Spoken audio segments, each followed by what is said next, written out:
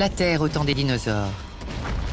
Ces majestueux animaux règnent en maître sur la planète depuis 165 millions d'années. Mais un tueur venu de l'espace menace la survie de tous les habitants du globe.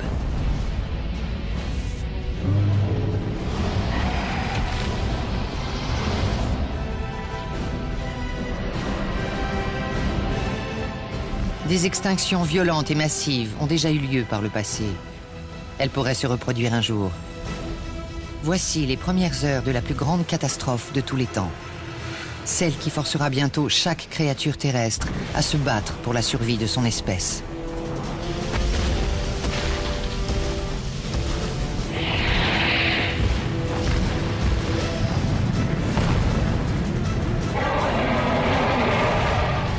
Ce sont les pires 24 heures de l'histoire de notre planète.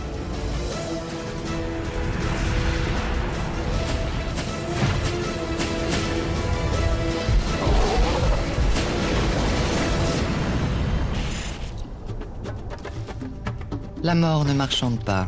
August Strindberg, 1900.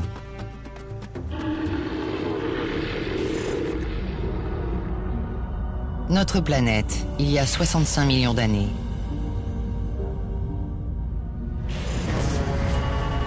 Dans seulement 3 jours, un astéroïde de 10 km de diamètre entrera en collision avec la Terre à la vitesse de 40 000 km/h.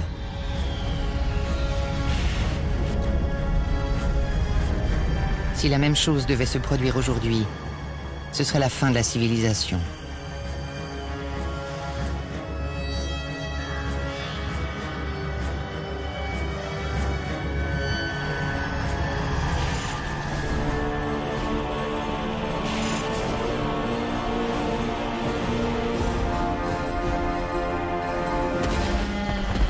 Les dinosaures sont les plus imposantes créatures que la Terre ait jamais abritées.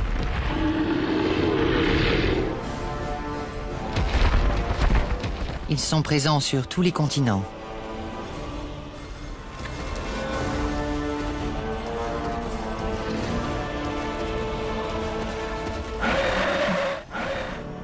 Prédateurs ou proies, ils sont d'une exceptionnelle diversité.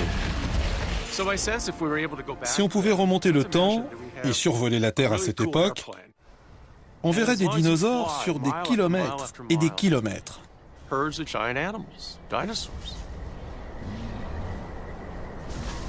En Amérique du Nord, ces dinosaures sont chassés par le plus redoutable de tous, le tyrannosaure.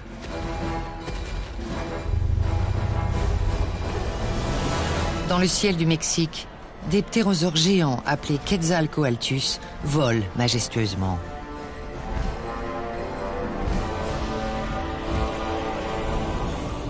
Plus loin, au large des côtes européennes, des reptiles marins traquent des ammonites, des coquillages de la taille d'une roue de tracteur. Les dinosaures proliféraient. D'énormes spécimens occupaient tous les continents. Ils étaient très nombreux aux tropiques et on a même retrouvé leurs traces jusqu'en Arctique.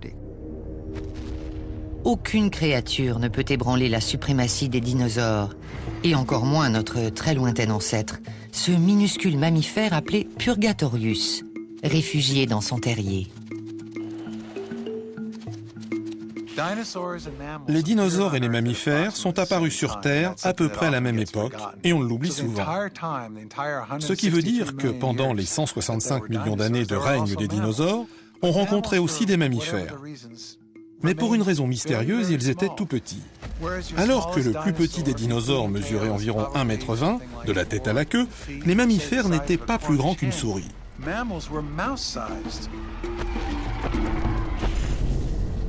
Mais l'équilibre des pouvoirs est sur le point de basculer à jamais au cours de l'extinction du Crétacé, que la communauté scientifique surnomme extinction KT. L'extinction KT a été le pire moment de l'histoire de la planète. Ce jour-là, un monde peuplé de millions d'espèces animales a brusquement pris fin.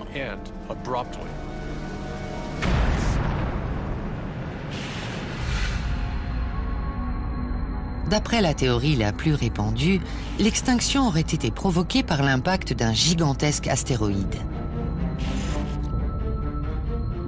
La ceinture d'astéroïdes, une région située entre les orbites de Mars et de Jupiter, abrite ces objets célestes par milliers.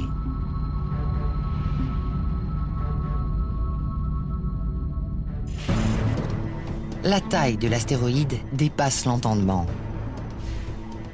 Celui-ci atteindrait une dizaine de kilomètres de long. Selon de récentes études, ce ne serait qu'un fragment né de la collision de deux autres astéroïdes bien plus gros encore. Ce qui s'en rapproche le plus serait une masse de glace et de roches de la taille et peut-être de la forme du mont Everest. Prenez une maquette de la Terre, un petit couteau et un Everest miniature. Imaginez que vous le découpez en plusieurs morceaux et que vous les lancez de toutes vos forces sur la planète.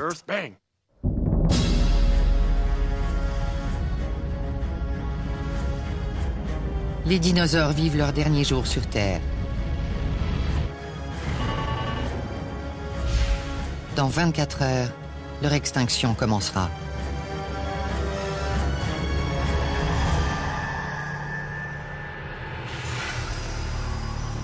En Alaska, des hadrosaures, plus communément appelés dinosaures à bec de canard, se repaissent tranquillement dans une forêt luxuriante, sans se douter du sort qui les attend. Cet animal géant est long comme 3 voitures et haut comme 2 hommes.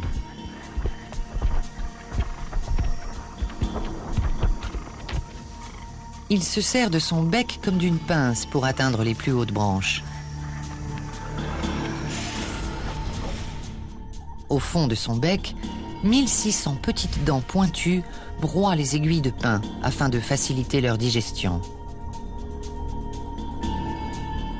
Grâce à des poches d'air à l'intérieur de ses narines, il produit des mugissements lugubres dignes d'un basson. La forme de la tête de ces dinosaures, ainsi que leur comportement de groupe, sont le signe d'une interaction sociale très forte entre les individus. Les plus proches parents des dinosaures, les oiseaux, possèdent ces mêmes caractéristiques profondément ancrées dans leur comportement. Ces monstres affamés sont trop occupés pour remarquer une petite lumière scintillante traverser le ciel. C'est un fragment de l'astéroïde.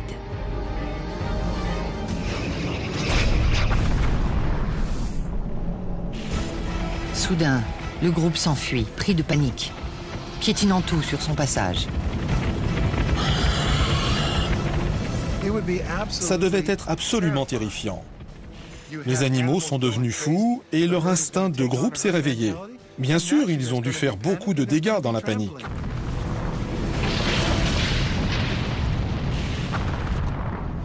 Et ceci n'est qu'un simple fragment. La violence de l'astéroïde entier est insondable.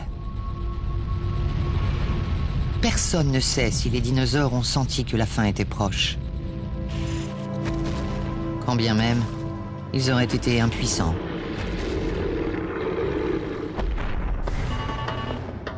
« 12 heures avant l'impact.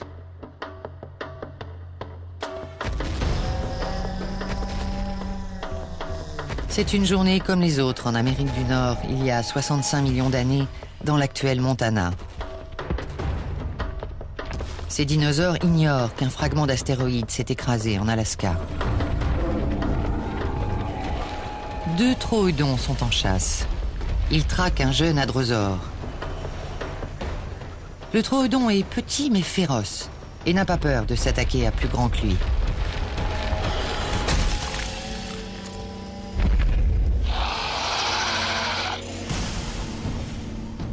Il ne mesure que 90 cm de haut, mais il est d'une remarquable intelligence. Il chassait probablement en meute, comme les loups, et possédait un ergot bien aiguisé qui lui permettait d'éviscérer ses proies.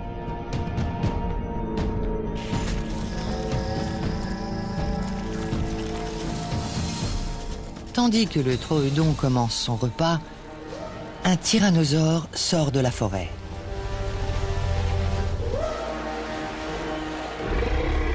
La bête gigantesque dépasse les 12 mètres de long et pèse plus lourd qu'un éléphant d'Afrique, soit environ 7 tonnes. Aujourd'hui, les plus gros prédateurs sur Terre sont les lions ou les tigres. Ils sont minuscules comparés aux tyrannosaures. Je me suis déjà retrouvé à côté d'un puma, et c'est incroyable comme il paraît gros, et comme on se sent petit et sans défense face à lui. Imaginez un animal de la taille d'un éléphant, avec une tête longue comme un homme et qui mange plusieurs tonnes de viande par jour. Ça devait être absolument terrifiant. La gueule du tyrannosaure a pour unique fonction de tuer et dévorer ses proies. Ses mâchoires enserrent leurs victimes avec une telle puissance qu'elles broient sans mal les chairs et les os.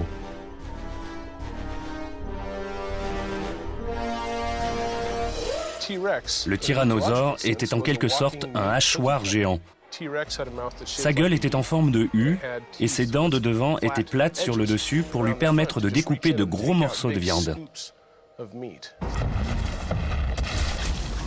Comme il ne peut pas mastiquer, il avale sa proie et peut engloutir jusqu'à 70 kg de viande en une seule bouchée.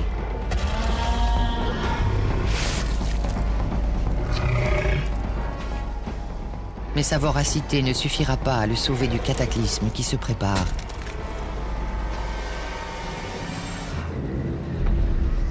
La plupart des informations concernant le tyrannosaure et les autres dinosaures nord-américains proviennent d'une même région appelée la formation d'Elk Creek. Aujourd'hui, c'est une zone reculée au fin fond des Badlands du Montana et du Dakota. Au Crétacé, c'était une gigantesque plaine alluviale, peuplée de dinosaures. Pendant 3 millions d'années, les cours d'eau ont déposé des sédiments au cours des grandes inondations. De l'argile et de la boue se sont formés autour de ces dépôts. Ce qu'on voit aujourd'hui, ce sont les couches qui ont été déposées pendant ces 2 ou 3 millions d'années, en superposition jusqu'en haut. Les dinosaures et les plantes proliféraient ici, au temps du Crétacé. Le tyrannosaure est le roi d'Elk Creek.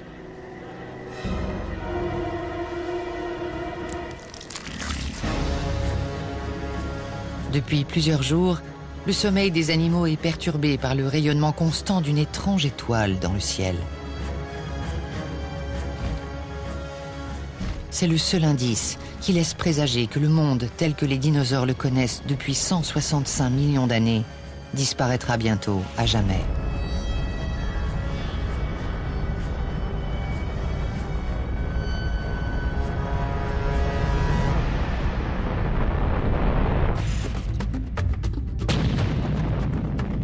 Ce que la Terre a donné, la Terre le reprendra. Lucrèce, 1er siècle avant Jésus-Christ.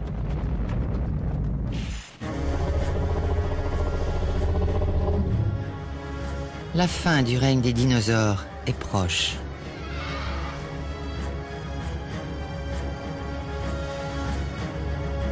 Un astéroïde de plusieurs milliards de tonnes, composé de roches et de glace, est sur le point d'entrer en collision avec la Terre, à 40 000 km/h.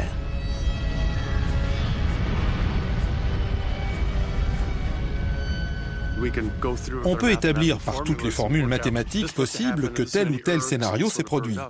Mais l'ampleur réelle du désastre dépasse de très loin l'expérience humaine.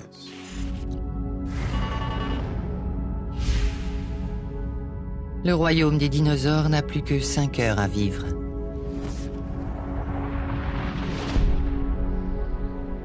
Et c'est ici que la mort frappera, au beau milieu de l'océan, dans l'actuelle péninsule du Yucatan, au Mexique. La mer et son univers aquatique foisonnant seront les premières victimes.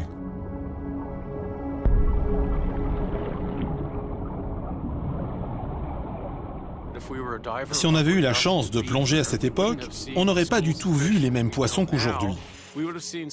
On aurait vu des bancs entiers d'ammonites, ces magnifiques céphalopodes qui ressemblent à des pieuvres à coquilles, un peu comme le nautile d'aujourd'hui. Ils se promenaient par bancs entiers. On aurait vu aussi de nombreux poissons et des reptiles marins. Le spécimen le plus redouté est le mosasaure. Ce prédateur vorace mesure presque 15 mètres de long. Il possède un flair excellent qui lui permet de suivre sa proie à la trace.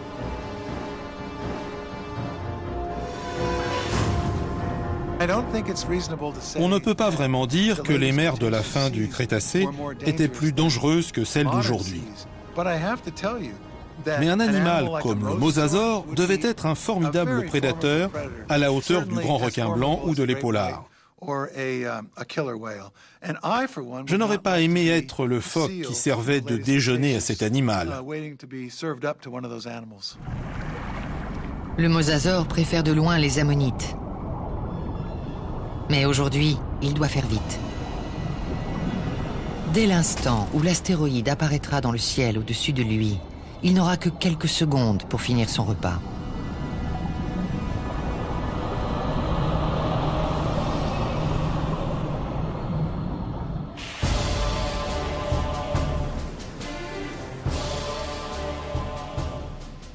Le long d'une côte, non loin de là, ces Deinosuchus n'ont plus que quelques secondes à vivre.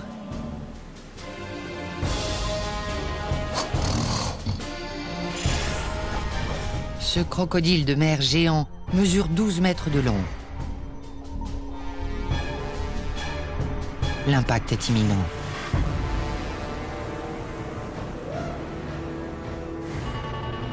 « 10 secondes avant l'extinction.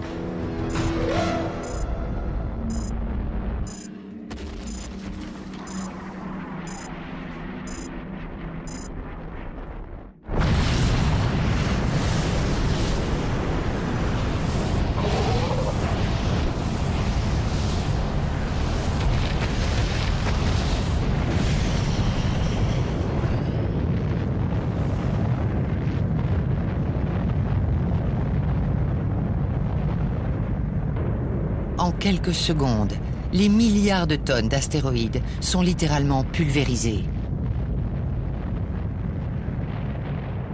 On parle d'un objet lancé à plusieurs kilomètres par seconde. En se détériorant sous forme de vapeur, cet astéroïde s'est transformé en véritable bombe. En s'écrasant sur Terre, l'astéroïde devient météorite et forme un cratère de 50 km de profondeur. L'énergie libérée est si phénoménale que la roche de la croûte terrestre se comporte comme un élément liquide. Le même phénomène se produit lorsqu'on lance un caillou dans une mare.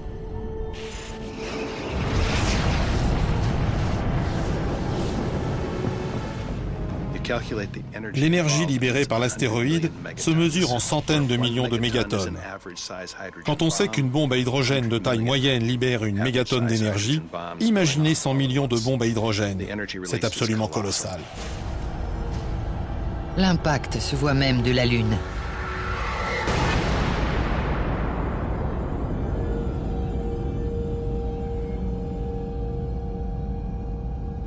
On parle d'une catastrophe bien supérieure à tout ce qu'Hollywood a jamais pu imaginer. En une fraction de seconde, toute l'eau dans un rayon de 160 km se transforme en vapeur, tuant instantanément des millions d'animaux. Les animaux qui se trouvaient à une dizaine de kilomètres du point d'impact n'ont même pas eu le temps de sentir quoi que ce soit. L'onde de choc les a frappés à une vitesse bien supérieure au temps de réaction des cellules nerveuses. Ces animaux ont disparu en un clin d'œil. Pour eux, la mort est douce.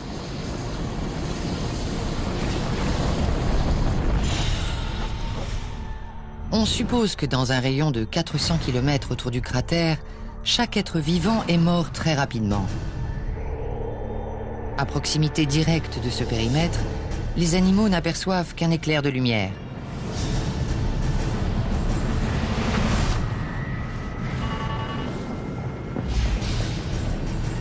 Trois secondes après l'impact, un nuage bouillant de roches vaporisées avance sur l'océan à une vitesse supersonique.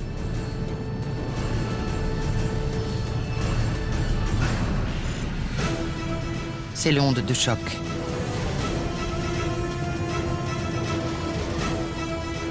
Les côtes de l'actuel Texas ne sont qu'à 2 minutes de là.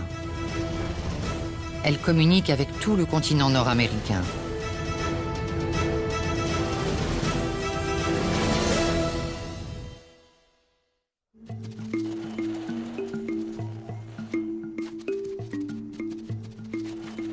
Les forces tectoniques, l'érosion et bien d'autres processus naturels ont radicalement changé l'aspect de la Terre depuis l'époque des dinosaures. Comment les scientifiques peuvent-ils affirmer qu'une météorite a percuté notre planète il y a si longtemps? La réponse repose sur les travaux de deux chercheurs, père et fils, Luis et Walter Alvarez. À la fin des années 1970, ils ont découvert la trace d'un élément chimique très rare, l'iridium, dans une couche de sédiments datant d'il y a 65 millions d'années. Déterminer la source de l'iridium était un véritable casse-tête géologique. La question était, d'où vient cet iridium? Il n'y en a pas à la surface de la Terre. Ça veut dire que la couche qu'on voit ici contient les restes d'un astéroïde venu de l'espace. C'est fascinant de se dire qu'en regardant cette couche, on regarde en fait l'iridium de l'astéroïde qui est entré en collision avec la Terre il y a 65 millions d'années.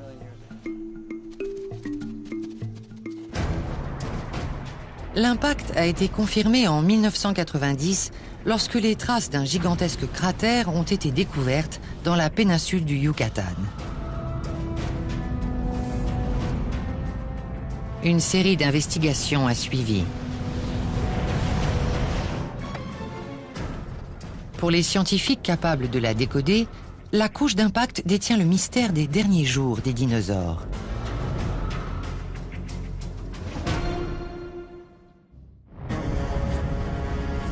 La collision de l'astéroïde a marqué le début des pires 24 heures de l'histoire de la vie sur Terre.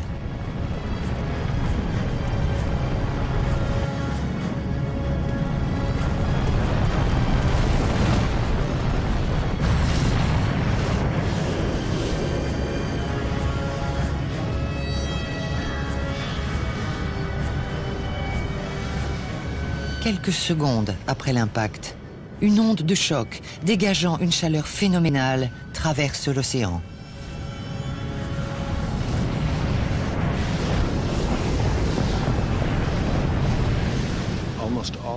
Tout ce qui se trouvait sur son passage s'est évaporé. Non pas broyé ni fondu, mais changé en vapeur. Une partie de la Terre elle-même a été réduite à l'état de vapeur. À une vitesse supersonique, l'onde de choc prend la direction du nord-ouest. En raison de l'angle d'impact, elle fonce droit sur les côtes américaines.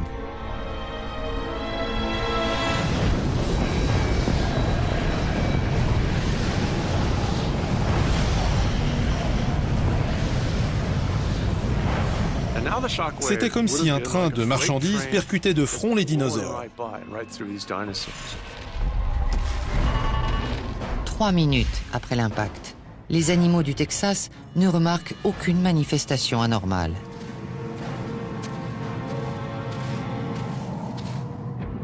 Ces hadrosaures qui mangent paisiblement n'auront probablement qu'un bref instant pour s'inquiéter du ciel rougeoyant et du grondement lointain avant d'être réduits en cendres.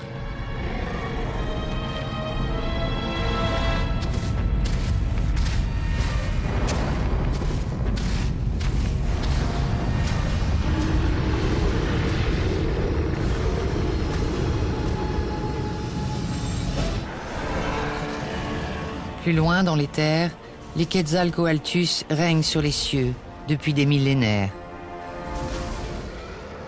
C'étaient des oiseaux extraordinaires qui possédaient une envergure de 14 mètres. À titre de comparaison, celle d'un avion biplace classique est de 11 mètres. Est-ce que les Quetzalcoatlus avaient besoin d'une piste d'atterrissage? D'où décollaient-ils? Où vivaient-ils? Toutes ces questions sont encore sans réponse. Et malheureusement, leurs fossiles sont assez pauvres, car leurs os étaient très fragiles. Certains oiseaux qui vivent aujourd'hui peuvent nous permettre d'en savoir plus sur ces dinosaures. Et ceux qui possèdent les mêmes caractéristiques sont les cigognes. La plupart d'entre elles, alors qu'elles volent très bien, chassent majoritairement sur terre. Ces ptérosaures ressemblaient à des cigognes de 5 ou 6 mètres de haut, de la taille d'une girafe. Ils devaient repérer du ciel toutes sortes de petits mammifères, y compris les bébés dinosaures. Mais il n'y aura pas de chasse aujourd'hui, car l'onde de choc balaie tout sur son passage.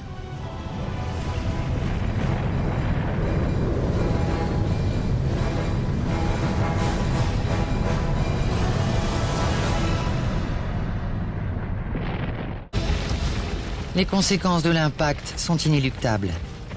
Même le tout-puissant tyrannosaure, incapable de s'abriter, n'y résistera pas.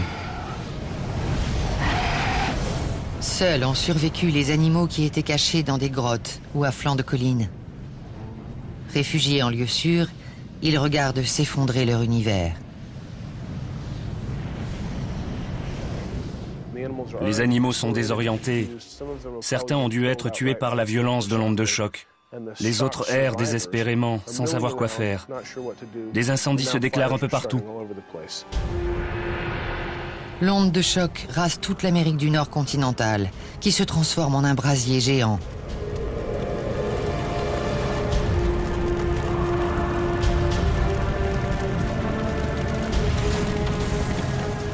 C'est une terre meurtrie, brisée et carbonisée. La nature frappe indifféremment les proies et les prédateurs, les parents et leurs petits. Un curieux mammifère pointe la tête hors de son terrier pour faire un état des lieux. Il s'agit de notre ancêtre, le Purgatorius. Il s'aventure à l'extérieur. L'avenir de l'humanité est encore possible grâce à ce petit animal resté en vie, à l'abri dans son terrier.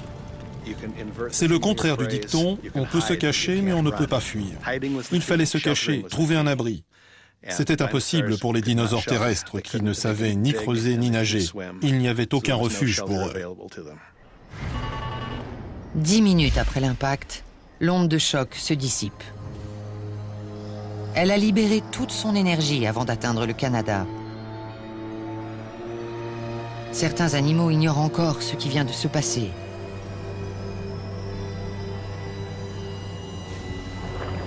Pour ces tricératops, c'est un jour comme les autres. Le tricératops est un dinosaure de légende. Il mesure 8 à 9 mètres de long, plus de 3 mètres de haut et peut peser jusqu'à 8 tonnes. Sa collerette osseuse ressemble à un bouclier, mais on pense qu'elle lui servait surtout lors des rituels de parade nuptiale. Les tricératops et autres dinosaures à cornes étaient des animaux très sociables, comme des antilopes dans les plaines africaines d'aujourd'hui. Imaginez un troupeau géant, sauf qu'il ne s'agit pas d'antilopes de 500 kilos, mais de bêtes de 4 ou 5 tonnes par centaines ou par milliers, adultes et petits confondus. Les adultes devaient sûrement protéger les plus jeunes.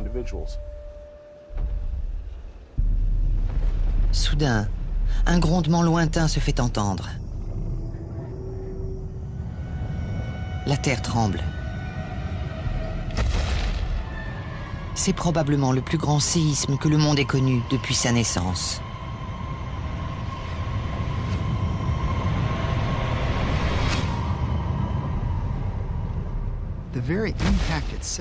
L'impact de la météorite a provoqué un séisme de magnitude 13, des centaines de fois plus violent que tous les séismes enregistrés. De quoi réduire en miettes tous les gratte-ciel, des États-Unis jusqu'à la Chine. La secousse en elle-même a sûrement mis tous les animaux à terre. Des fissures se sont ouvertes ici et là. Des dinosaures ont dû tomber dans des crevasses. Mais ce n'est pas le tremblement de terre qui a fait le plus de victimes. Une série de cataclysmes va suivre. Le séisme traverse la planète, provoquant de gigantesques glissements de terrain jusqu'en Antarctique. Pour les animaux, le tremblement de terre est le premier indice que la fin du monde est venue.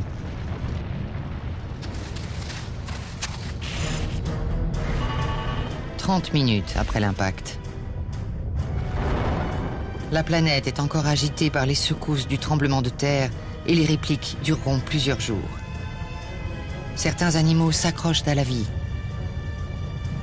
Mais la catastrophe prend une toute nouvelle dimension.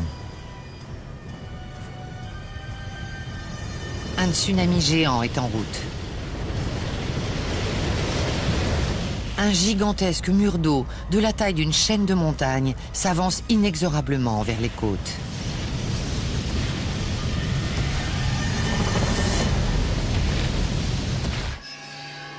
Les pires 24 heures de l'histoire du monde ne sont pas encore terminées. Après avoir percuté la Terre 150 fois plus vite qu'un avion de chasse, l'astéroïde continue de déclencher des cataclysmes en chaîne.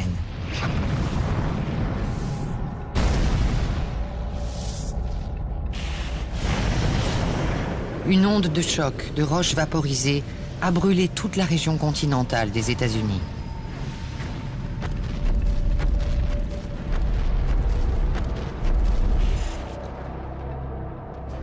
Et les répliques d'un séisme de magnitude 13 secouent encore la croûte terrestre.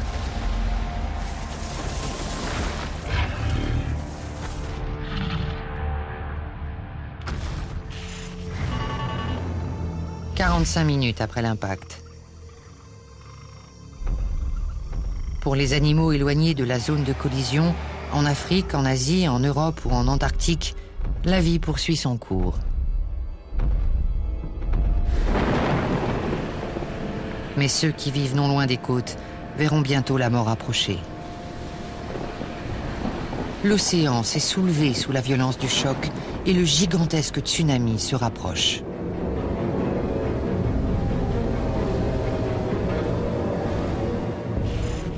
Les raz-de-marée s'éloignent du point d'impact de façon concentrique. J'imagine qu'il y en avait plus d'un, et qu'ils avançaient à une vitesse phénoménale. Le tsunami géant traverse l'Atlantique à 1000 km/h.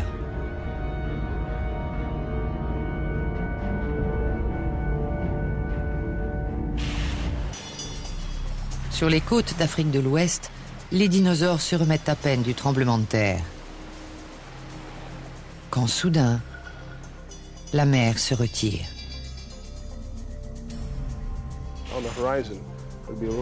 On devait apercevoir une ligne noire à l'horizon. C'était la vague du tsunami qui s'approchait de plus en plus, qui grandissait.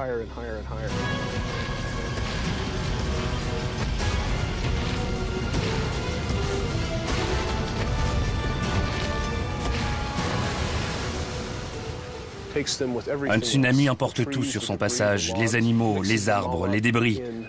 Puis il les brasse violemment avant de les éparpiller dans le paysage. Le tsunami qui a eu lieu en Asie il y a quelques années n'avait que quelques mètres d'amplitude. Là, on parle de plusieurs centaines de mètres. Le tsunami géant balait le globe. Aucune côte n'est épargnée.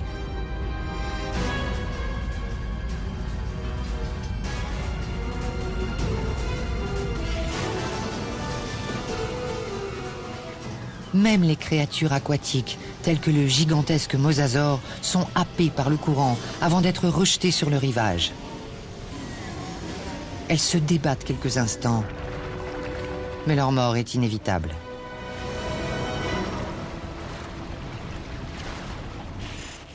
Près du point d'impact, sur la côte du golfe des États-Unis actuels, la vague a complètement submergé les basses terres. Les creux provoqués en 2005 par l'ouragan Katrina atteignaient environ 8 mètres de hauteur. Ceux-ci mesurent plus de 300 mètres. Si un tel raz-de-marée se produisait aujourd'hui, de nombreuses villes côtières disparaîtraient sous les eaux. Après s'être abattue sur les côtes, la vague géante s'est retirée, tout comme l'aurait fait une vague ordinaire. La vague se retire avec assez de force pour creuser un tout nouveau paysage géologique. De nouvelles collines, vallées et canyons, jonchés de cadavres d'animaux. C'était un peu comme après une tornade, quand tout est brassé par le vent et éparpillé. La vague continue de se retirer, emportant au large des millions de cadavres.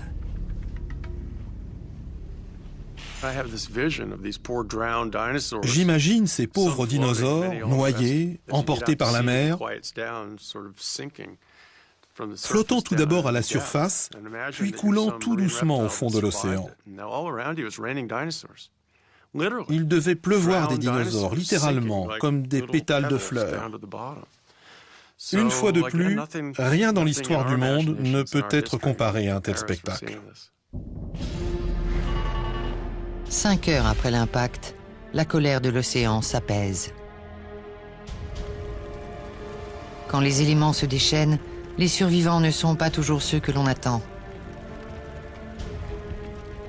Aux 4 coins du globe, de petits groupes de rescapés se fraient un chemin parmi les décombres.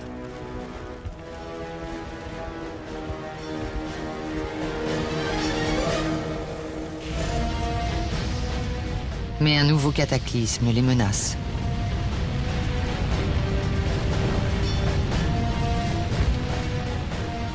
Le ciel leur tombe sur la tête.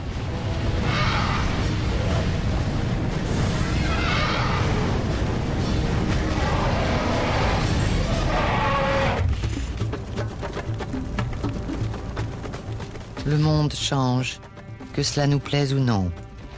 Ralph Waldo Emerson, 1872. La Terre vient de subir un séisme et un tsunami géant.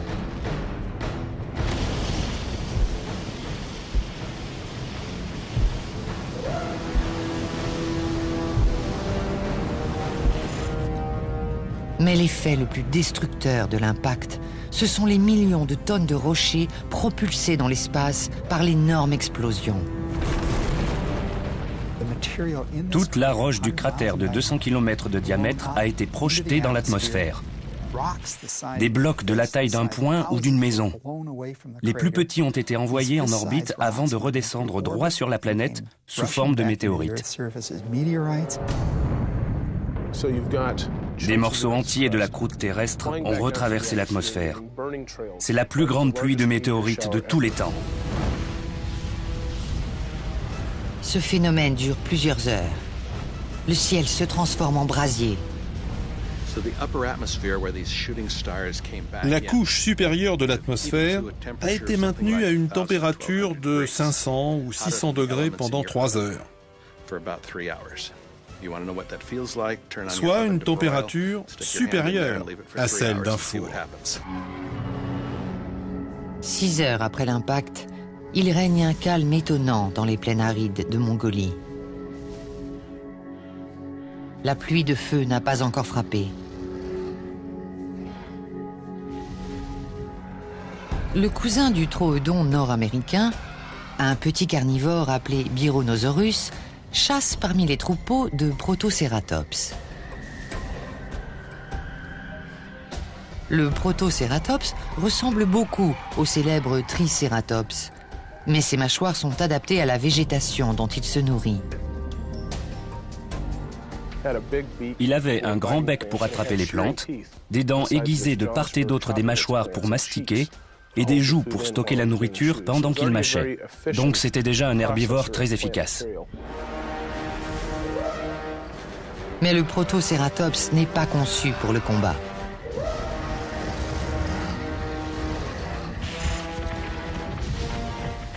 Et dans cet univers cruel, c'est un défaut de taille.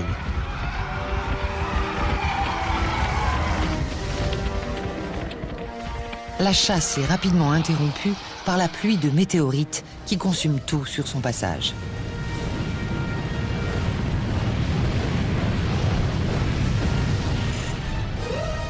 À cette distance du point d'impact, les météorites sont plus petites. Aussi incroyable que cela puisse paraître, elles ne sont pas plus grosses qu'un grain de sable. Le fond de l'Atlantique est tapissé de perles de verre, par lits entiers, car en traversant l'atmosphère, la roche fondue s'est transformée en verre ou en verre fondu. 7 heures après l'impact, la planète entière est en flammes. L'apocalypse frappe au hasard ces créatures vulnérables qui n'ont pas été préparées à un tel cataclysme.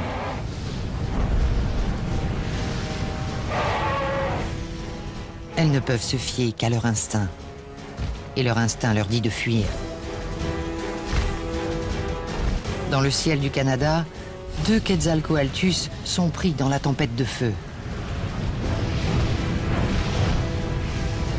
Ces oiseaux immenses n'ont nulle part où se réfugier et sont lapidés par les roches enflammées.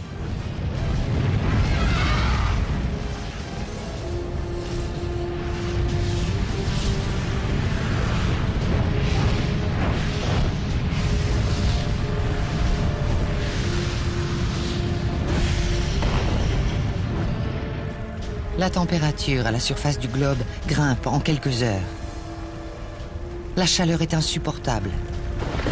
Il fait si chaud que les rivières se mettent à bouillir. Partout, des incendies se déclarent, consumant les morts et les mourants. En tout, 20 millions de mégatonnes d'énergie cinétique dévastent la planète. Si on divise 20 millions de mégatonnes par la superficie de la Terre, on obtient 1 mégatonne tous les 6 km. Soit une bombe à hydrogène tous les 6 km en seulement quelques heures. Comment certaines espèces ont-elles réussi à survivre à un tel cauchemar? 10 heures après l'impact. Le monde est méconnaissable. Des milliards d'animaux ont péri dans un enchaînement incessant de catastrophes. Et pourtant, quelques spécimens résistent. Le Purgatorius se tapit sous terre, attendant la fin de la tempête. Pendant qu'en surface, le monde des dinosaures s'écroule, notre ancêtre fait ce qu'il faut pour survivre. Rester à l'abri, rationner la nourriture et surtout, ne pas sortir. De son terrier, il a dû entendre les cris d'un monde agonisant. Bientôt, les plus forts s'éteindront et les plus faibles hériteront de la planète.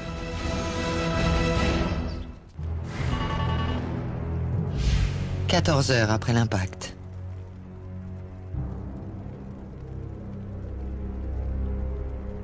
La vie sur Terre est presque totalement exterminée.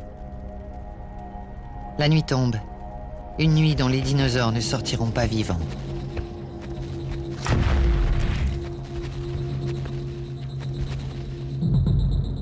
Dans la péninsule du Yucatan, le cratère formé par l'astéroïde est une caldeira fumante.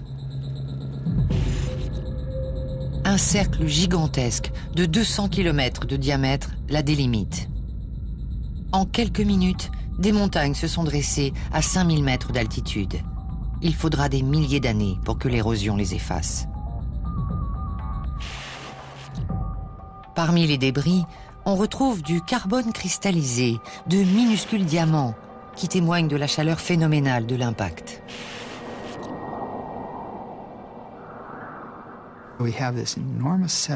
Cette série de cataclysmes a eu lieu à une échelle jamais vue en 600 millions d'années, depuis la naissance de la vie multicellulaire et des animaux sur Terre. C'était absolument incroyable. Rien n'a survécu dans un rayon de 1600 km.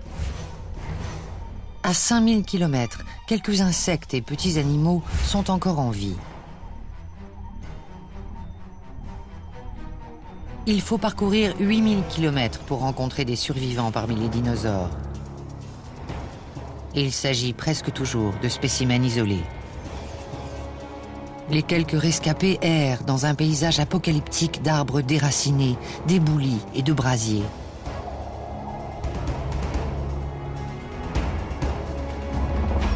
Personne ne sait comment fonctionnait le cerveau des dinosaures.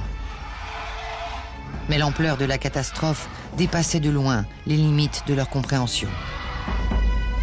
On ne peut pas imaginer la panique qui a dû régner après la collision. Les animaux se sont retrouvés plongés dans un véritable désordre sensoriel. C'était un vacarme épouvantable, provoqué en partie par les événements physiques, mais aussi par les cris des animaux, hurlant de douleur et de peur, cherchant leur partenaire. C'était le chaos. Un seul jour a suffi à décider du sort des dinosaures. Les scientifiques ne peuvent affirmer à quelle vitesse ils se sont éteints. En quelques heures, quelques jours, quelques mois ou quelques années. Tout le monde s'accorde à dire que le monde des dinosaures s'est écroulé plus vite que ce qu'indiquent les sédiments.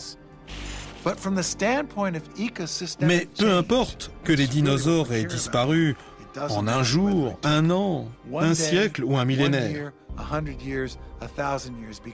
L'important, c'est de savoir qu'il y a eu un changement fondamental d'écosystème entre la fin du Crétacé et le début du Tertiaire. Toute vie nouvelle, issue d'un univers hostile, est une source d'émerveillement.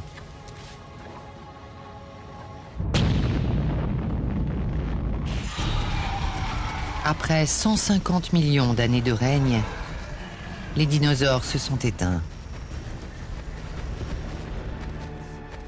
Leurs os fossilisés sont l'unique témoignage de leur existence.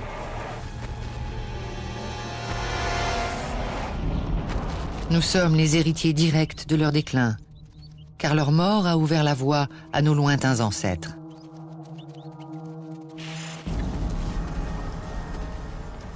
Peut-être y a-t-il une leçon à tirer de cette extinction brutale. Rien n'est éternel.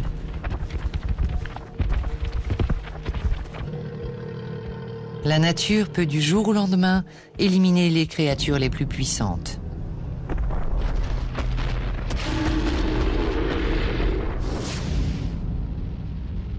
Nul ne sait ce que nous réserve l'avenir.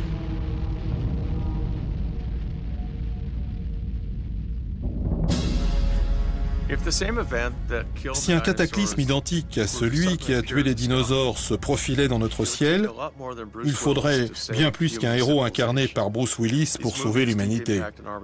Des films catastrophes comme Armageddon donnent l'illusion d'une fausse sécurité, comme si on pouvait intervenir, faire quelque chose. On pourrait arrêter un petit astéroïde, mais pas un gros, en aucun cas. Si quelque chose de l'ampleur de l'extinction KT doit frapper, elle frappera, et rien ni personne ne pourra l'arrêter.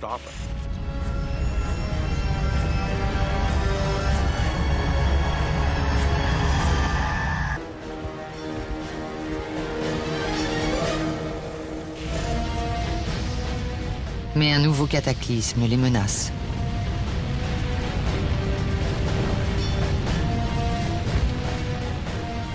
Le ciel leur tombe sur la tête.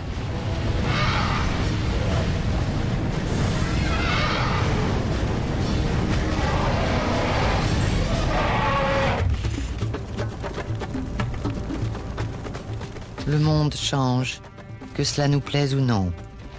Ralph Waldo Emerson, 1872. La Terre vient de subir un séisme et un tsunami géant.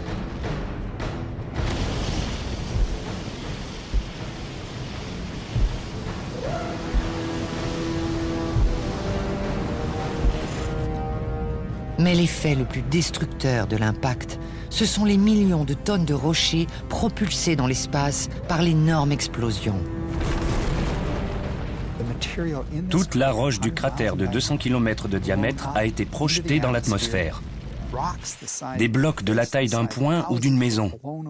Les plus petits ont été envoyés en orbite avant de redescendre droit sur la planète sous forme de météorites. Des morceaux entiers de la croûte terrestre ont retraversé l'atmosphère. C'est la plus grande pluie de météorites de tous les temps. Ce phénomène dure plusieurs heures. Le ciel se transforme en brasier. La couche supérieure de l'atmosphère a été maintenue à une température de 500 ou 600 degrés pendant 3 heures. Soit une température supérieure à celle d'un four. 6 heures après l'impact, il règne un calme étonnant dans les plaines arides de Mongolie. La pluie de feu n'a pas encore frappé. Le cousin du troodon nord-américain, un petit carnivore appelé Bironosaurus, chasse parmi les troupeaux de Protoceratops. Le Protoceratops ressemble beaucoup au célèbre Triceratops, mais ses mâchoires sont adaptées à la végétation dont il se nourrit. Il avait un grand bec pour attraper les plantes, des dents aiguisées de part et d'autre des mâchoires pour mastiquer, et des joues pour stocker la nourriture pendant qu'il mâchait. Donc c'était déjà un herbivore très efficace. Mais le Protoceratops n'est pas conçu pour le combat.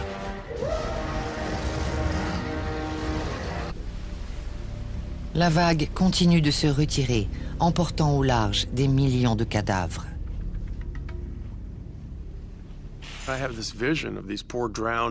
J'imagine ces pauvres dinosaures noyés, emportés par la mer, flottant tout d'abord à la surface, puis coulant tout doucement au fond de l'océan. Il devait pleuvoir des dinosaures, littéralement, comme des pétales de fleurs.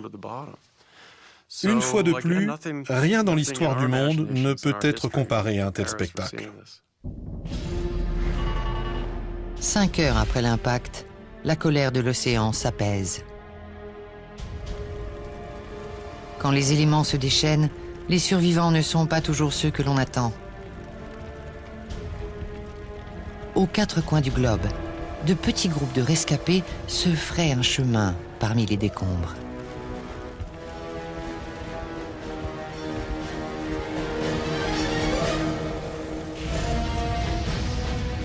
Mais un nouveau cataclysme les menace.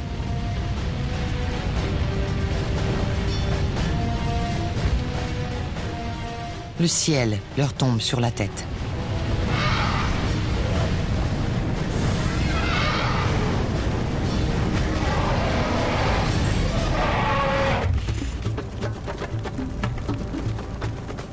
Le monde change, que cela nous plaise ou non.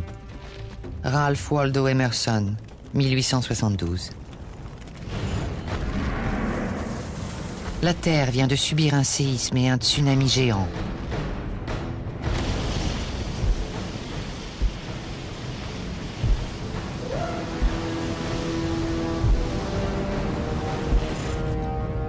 Mais l'effet le plus destructeur de l'impact, ce sont les millions de tonnes de rochers propulsés dans l'espace par l'énorme explosion.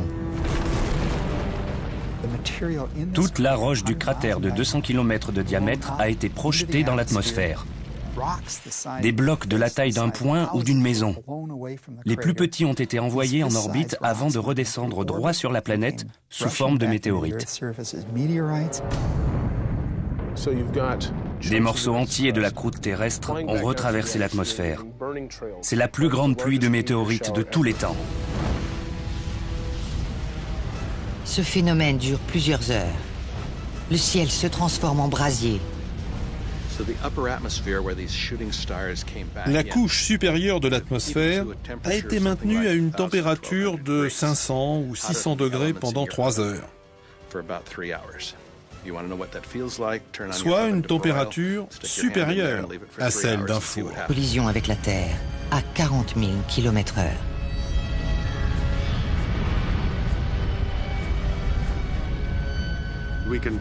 On peut établir par toutes les formules mathématiques possibles que tel ou tel scénario s'est produit. Mais l'ampleur réelle du désastre dépasse de très loin l'expérience humaine.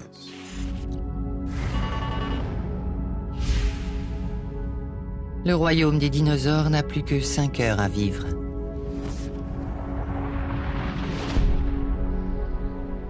Et c'est ici que la mort frappera, au beau milieu de l'océan, dans l'actuelle péninsule du Yucatan, au Mexique. La mer et son univers aquatique foisonnant seront les premières victimes.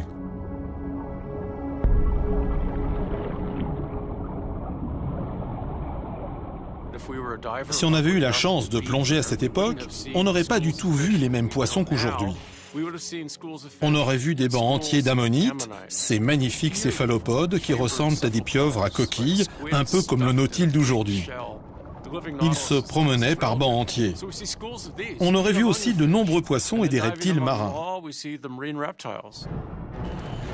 Le spécimen le plus redouté est le mosasaure.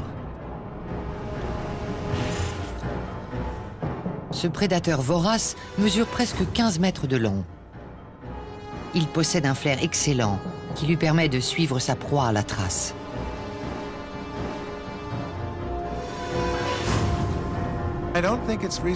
On ne peut pas vraiment dire que les mers de la fin du Crétacé étaient plus dangereuses que celles d'aujourd'hui.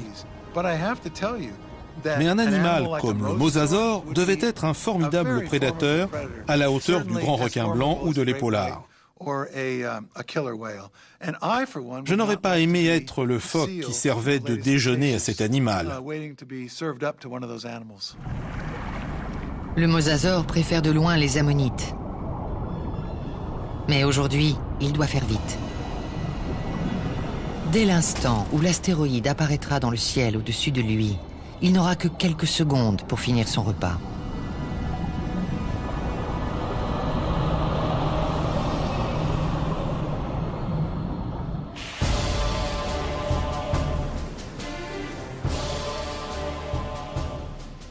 Le long d'une côte, non loin de là, ces Deinosuchus n'ont plus que quelques secondes à vivre.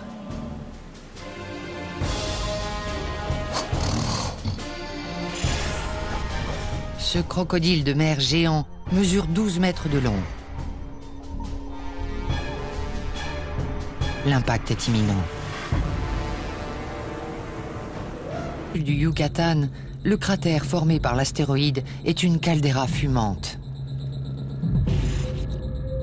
Un cercle gigantesque de 200 km de diamètre la délimite. En quelques minutes, des montagnes se sont dressées à 5000 mètres d'altitude. Il faudra des milliers d'années pour que l'érosion les efface. Parmi les débris, on retrouve du carbone cristallisé, de minuscules diamants qui témoignent de la chaleur phénoménale de l'impact.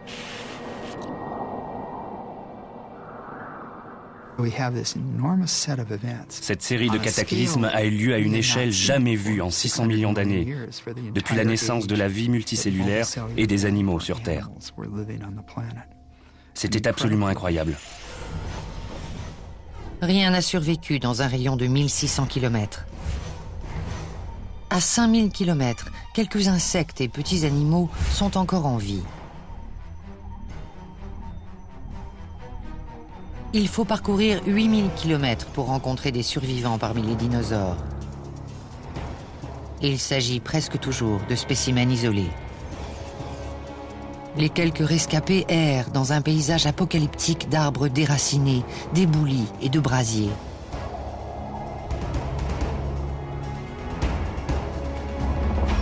Personne ne sait comment fonctionnait le cerveau des dinosaures. Mais l'ampleur de la catastrophe dépassait de loin les limites de leur compréhension. On ne peut pas imaginer la panique qui a dû régner après la collision. Les animaux se sont retrouvés plongés dans un véritable désordre sensoriel. C'était un vacarme épouvantable, provoqué en partie par les événements physiques, mais aussi par les cris des animaux, hurlant de douleur et de peur, cherchant leur partenaire. C'était le chaos. Un seul jour a suffi à décider du sort des dinosaures. Les scientifiques ne peuvent affirmer à quelle vitesse ils se sont éteints. En quelques heures, quelques jours, quelques mois ou quelques années. Tout le monde s'accorde à dire que le monde des dinosaures s'est écroulé plus vite que ce qu'indiquent les sédiments. Mais peu importe que les dinosaures aient disparu en un jour, un an, un siècle ou un millénaire. L'important, c'est de savoir qu'il y a eu un changement fondamental d'écosystème entre la fin du Crétacé et le début du Tertiaire.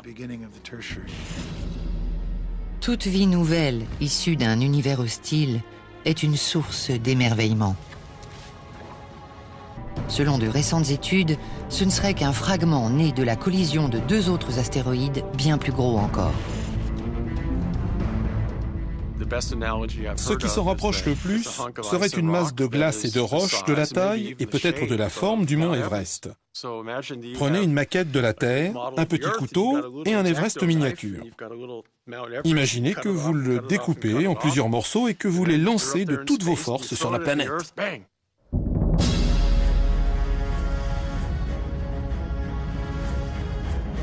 Les dinosaures vivent leurs derniers jours sur Terre. Dans 24 heures, leur extinction commencera.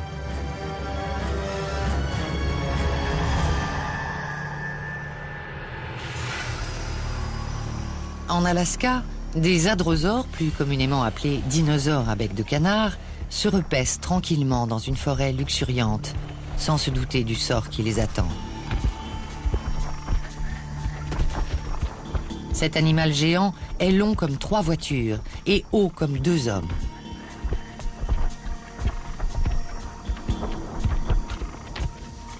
Il se sert de son bec comme d'une pince pour atteindre les plus hautes branches.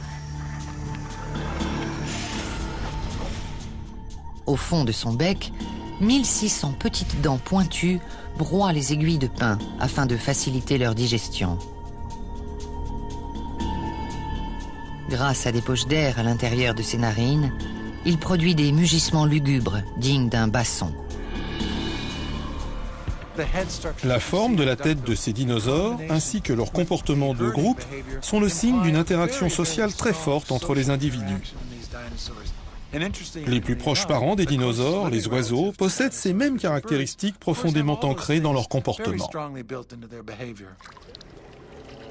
Ces monstres affamés sont trop occupés pour remarquer une petite lumière scintillante traverser le ciel. C'est un fragment de l'astéroïde.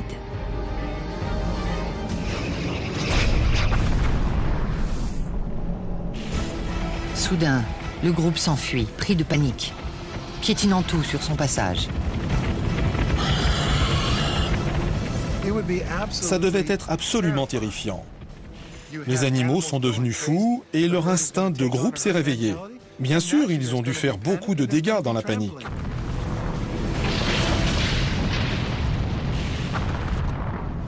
Et ceci n'est qu'un simple fragment.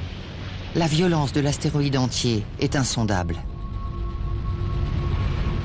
Personne ne sait si les dinosaures ont senti que la fin était proche. Quand bien même, ils auraient été impuissants. J'imagine ces pauvres dinosaures noyés, emportés par la mer, flottant tout d'abord à la surface, puis coulant tout doucement au fond de l'océan. Il devait pleuvoir des dinosaures, littéralement, comme des pétales de fleurs. Une fois de plus, rien dans l'histoire du monde ne peut être comparé à un tel spectacle. 5 heures après l'impact, la colère de l'océan s'apaise. Quand les éléments se déchaînent, les survivants ne sont pas toujours ceux que l'on attend. Aux 4 coins du globe, de petits groupes de rescapés se fraient un chemin parmi les décombres.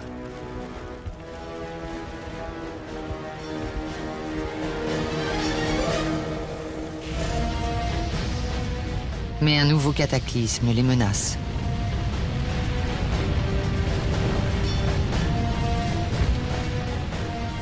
Le ciel leur tombe sur la tête.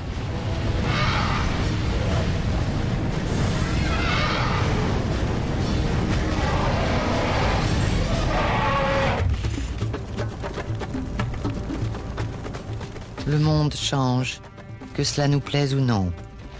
Ralph Waldo Emerson, 1872. La Terre vient de subir un séisme et un tsunami géant.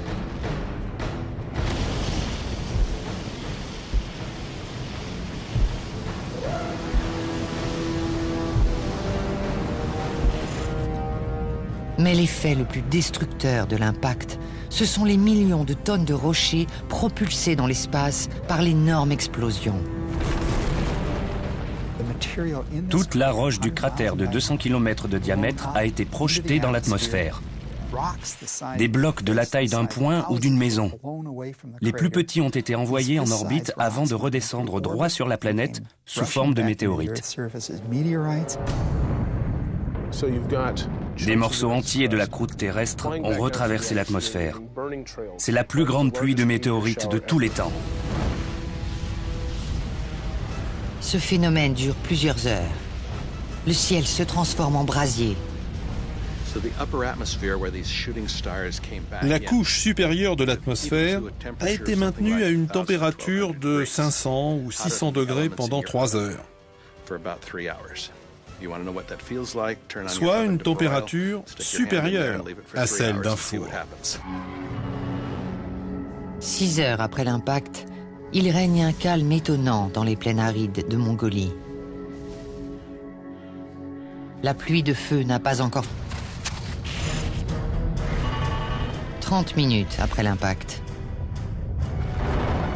La planète est encore agitée par les secousses du tremblement de terre et les répliques dureront plusieurs jours. Certains animaux s'accrochent à la vie.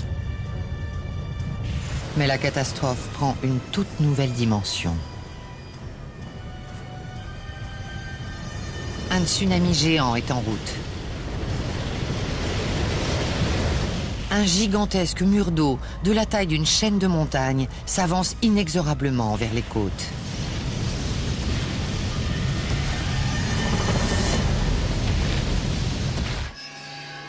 Les pires 24 heures de l'histoire du monde ne sont pas encore terminées. Après avoir percuté la Terre 150 fois plus vite qu'un avion de chasse, l'astéroïde continue de déclencher des cataclysmes en chaîne.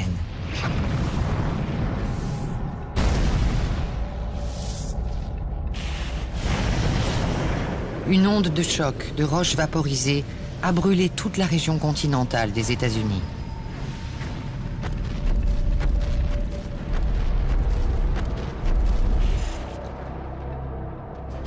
Et les répliques d'un séisme de magnitude 13 secouent encore la croûte terrestre.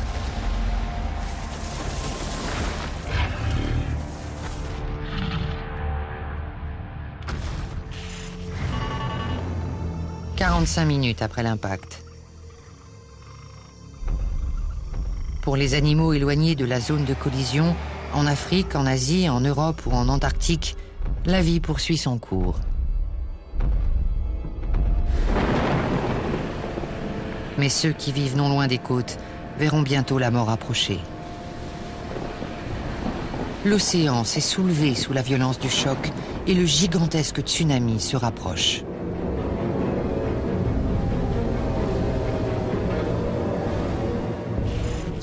Les raz-de-marée s'éloignent du point d'impact de façon concentrique. J'imagine qu'il y en avait plus d'un, et qu'ils avançaient à une vitesse phénoménale. Le tsunami géant traverse l'Atlantique à 1000 km/h.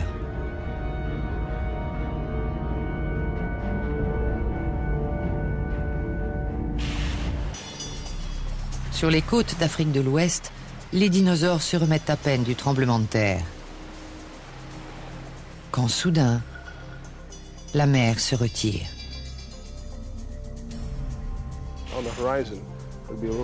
On devait apercevoir une ligne noire à l'horizon. C'était la vague du tsunami qui s'approchait de plus en plus, qui grandissait. Sur les côtes, la vague géante s'est retirée, tout comme l'aurait fait une vague ordinaire. La vague se retire avec assez de force pour creuser un tout nouveau paysage géologique. De nouvelles collines, vallées et canyons, jonchés de cadavres d'animaux. C'était un peu comme après une tornade, quand tout est brassé par le vent et éparpillé. La vague continue de se retirer, emportant au large des millions de cadavres.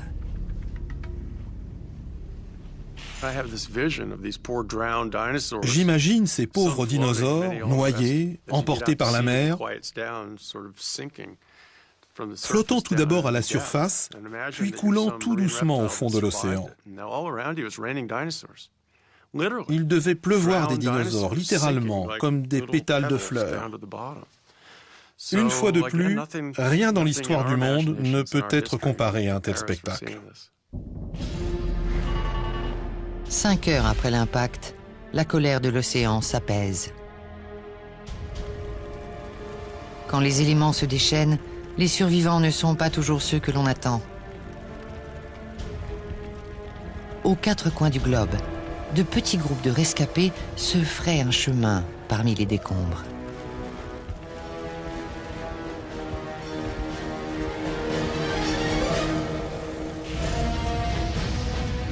Mais un nouveau cataclysme les menace.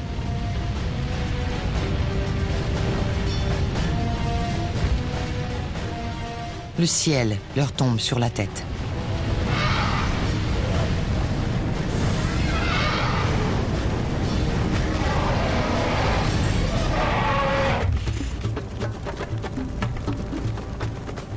Le monde change, que cela nous plaise ou non.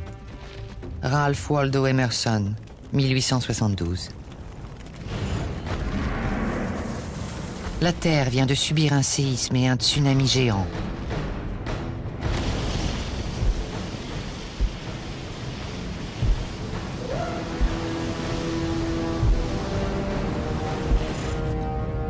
Mais l'effet le plus destructeur de l'impact, ce sont les millions de tonnes de rochers propulsés dans l'espace par l'énorme explosion. Toute la roche du cratère de 200 km de diamètre a été projetée dans l'atmosphère. Des blocs de la taille d'un point ou d'une maison. Les plus petits ont été envoyés en orbite avant de redescendre droit sur la planète sous forme de météorites. Des morceaux entiers de la croûte terrestre ont retraversé l'atmosphère. La vague se retire avec assez de force pour creuser un tout nouveau paysage géologique. De nouvelles collines, vallées et canyons, jonchés de cadavres d'animaux. C'était un peu comme après une tornade, quand tout est brassé par le vent et éparpillé. La vague continue de se retirer, emportant au large des millions de cadavres.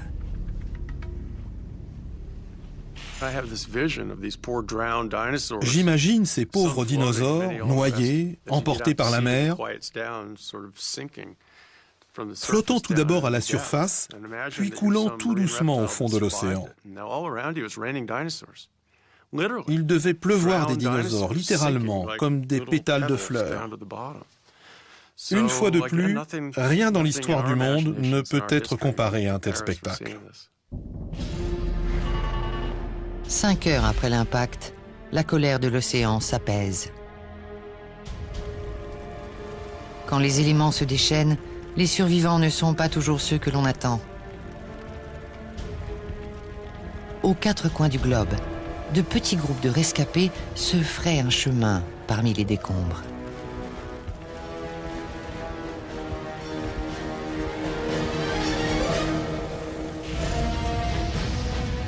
Mais un nouveau cataclysme les menace.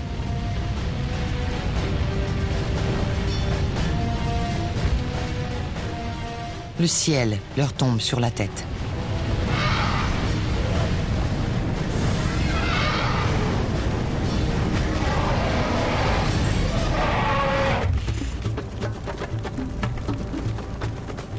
Le monde change, que cela nous plaise ou non. Ralph Waldo Emerson, 1872. La Terre vient de subir un séisme et un tsunami géant.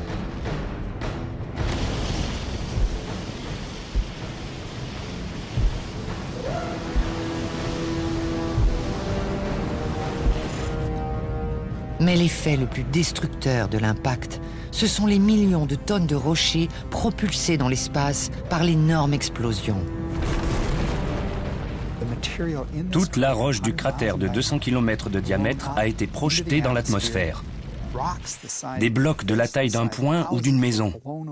Les plus petits ont été envoyés en orbite avant de redescendre droit sur la planète sous forme de météorites. Des morceaux entiers de la croûte terrestre ont retraversé l'atmosphère. C'est la plus grande pluie de météorites de tous les temps. Ce phénomène en superposition jusqu'en haut. Les dinosaures et les plantes proliféraient ici au temps du Crétacé. Le tyrannosaure est le roi d'Elk Creek.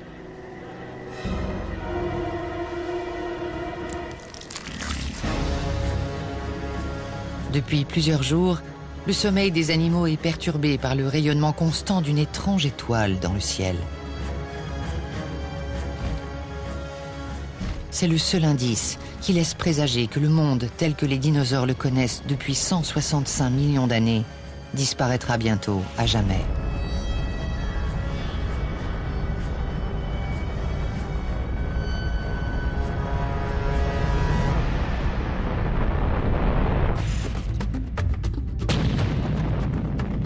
Ce que la Terre a donné, la Terre le reprendra. Lucrèce, 1er siècle avant Jésus-Christ.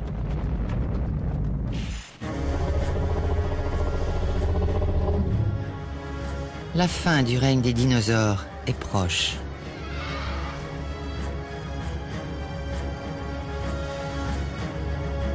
Un astéroïde de plusieurs milliards de tonnes, composé de roches et de glace, est sur le point d'entrer en collision avec la Terre, à 40 000 km/h.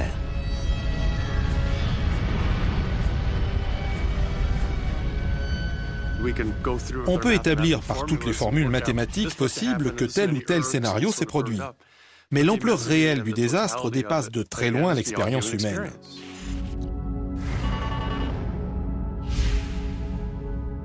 Le royaume des dinosaures n'a plus que 5 heures à vivre.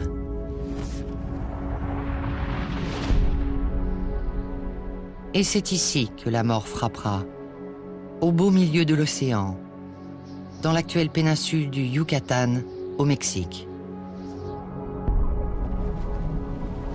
La mer et son univers aquatique foisonnant seront les premières victimes.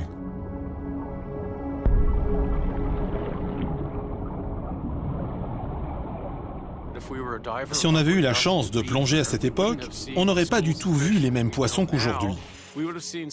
On aurait vu des bancs entiers d'ammonites, ces magnifiques céphalopodes qui ressemblent à des pieuvres à coquilles, un peu comme le nautile d'aujourd'hui. Ils se promenaient par bancs entiers. On aurait vu aussi de nombreux poissons et des reptiles marins. Le spécimen le plus redouté est le mosasaure. Ce prédateur vorace mesure presque 15 mètres de long. Il possède un flair excellent qui lui permet de suivre sa proie à la trace. Au fond de son bec, 1600 petites dents pointues broient les aiguilles de pin afin de faciliter leur digestion. Grâce à des poches d'air à l'intérieur de ses narines, il produit des mugissements lugubres dignes d'un basson. La forme de la tête de ces dinosaures, ainsi que leur comportement de groupe, sont le signe d'une interaction sociale très forte entre les individus. Les plus proches parents des dinosaures, les oiseaux, possèdent ces mêmes caractéristiques profondément ancrées dans leur comportement. Ces monstres affamés sont trop occupés pour remarquer une petite lumière scintillante traverser le ciel. C'est un fragment de l'astéroïde.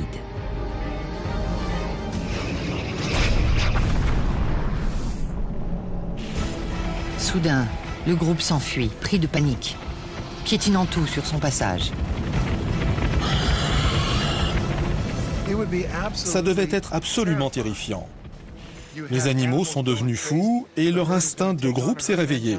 Bien sûr, ils ont dû faire beaucoup de dégâts dans la panique.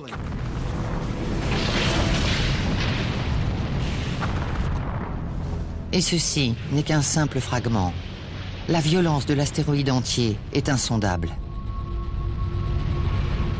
Personne ne sait si les dinosaures ont senti que la fin était proche. Quand bien même, ils auraient été impuissants.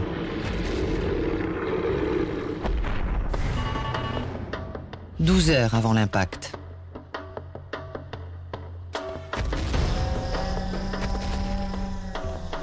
C'est une journée comme les autres en Amérique du Nord, il y a 65 millions d'années, dans l'actuel Montana. Ces dinosaures ignorent qu'un fragment d'astéroïde s'est écrasé en Alaska. 2 troodons sont en chasse. Ils traquent un jeune hadrosaure.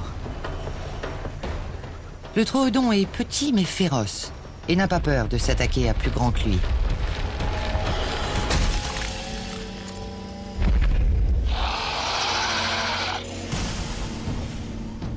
Il ne mesure que 90 cm de haut, mais il est d'une remarquable intelligence. Il chassait probablement en meute, comme les loups, et possédait un ergot bien aiguisé qui lui permettait d'éviscérer ses proies.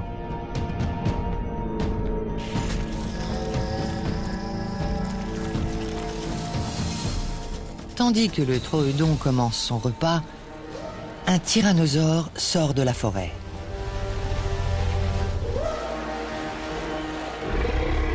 La bête gigantesque dépasse les 12 mètres de long